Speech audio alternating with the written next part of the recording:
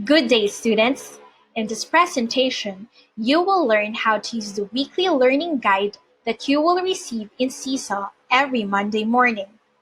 The Student Weekly Planner will be uploaded in the Homeroom Learning Management System, which is SeeSaw. All materials can be found there. The details for the learning guide for each subject will be included. Here are the other important parts of the weekly learning guide that you will find. Here are the other important parts of the weekly learning guide that you will find. First, what you will learn this week. A short introduction about the topic is given, followed by directions about the learning targets that you will learn to do. You will also see some simple activities, either offline or online, to introduce the lesson for the week. Second, what you will do to show what you have learned. A specific description of a task showing an application of the learning targets are stated here. Third, what materials you will need to help you learn. Here, you will see a list of specific learning materials and instructions on where to find these if needed. Examples, titles of articles, notebook, and page numbers in the textbook are stated here. URL addresses of website links are given in clickable and proper hyperlink format. Fourth, applying what you have learned.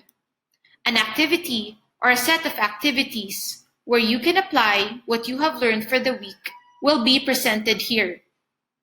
These activities may either be done offline asynchronously or online synchronously. Please watch this short instructional video to see an example activity. So once you've logged in to your SeeSaw accounts, on the left side, you will see there a list of all the activities that your teacher has assigned. So for this example, we will be using the activity on identifying words with short and long vowel sounds. Once you've clicked the activity, wait for it to load, and then accomplish the task that your teacher has given you.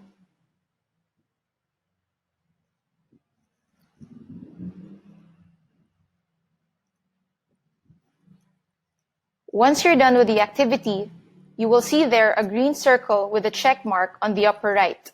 Click on that. And then wait for the sign that says Item Added.